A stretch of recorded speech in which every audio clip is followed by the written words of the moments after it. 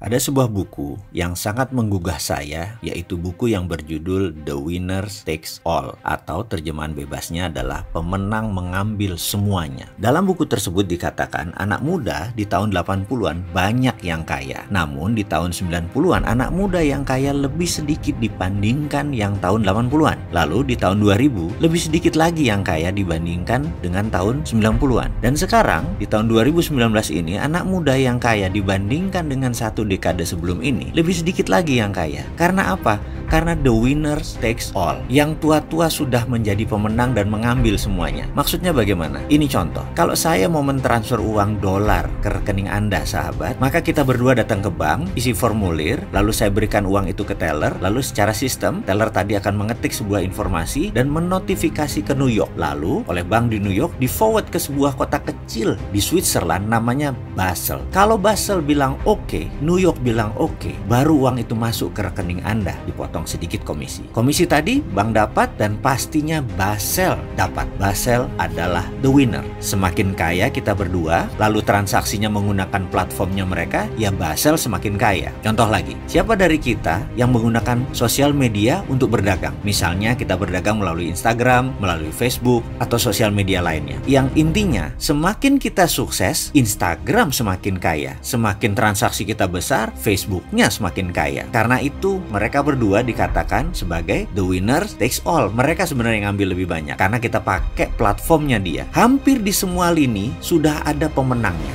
dan pemenang tersebut sudah mengambil semuanya atau setidaknya mayoritas. Yang jadi pertanyaan mendasar dari itu semua adalah, apakah dengan sistem yang ada saat ini, sistem IMF, sistem inflasi, sistem keuangan negara, sistem currency, sistem internet, sistem digital komunikasi, dengan semua sistem tersebut kemiskinan hilangkah dari muka bumi? Apakah jarak orang kaya dengan orang miskin semakin mendekat atau hilang, atau malah berjarak semakin jauh? Setahu kita, malahan yang super kaya semakin kaya dan yang miskin susah sekali menjadi sejahtera. Artinya apa? Artinya the system doesn't work. Artinya sistemnya tidak bekerja. Artinya sistemnya salah. Yang jadi pertanyaan berikutnya, mengapa sudah tahu salah kok masih dipertahankan, masih digunakan, bahkan masih diagung-agungkan, masih dilindungi dengan peraturan-peraturan sebuah negara? Kita seharusnya menciptakan sesuatu yang baru, yang lebih baik lagi untuk kemanusiaan. Ayo anak muda Indonesia, ini masanya kita berjaya. Kita tidak usah pakai lagi platform yang tua-tua itu. Kita harus punya cara yang lebih baik dari yang sudah ada. Kita tantang sistem mereka dengan sistem kita. Selamat datang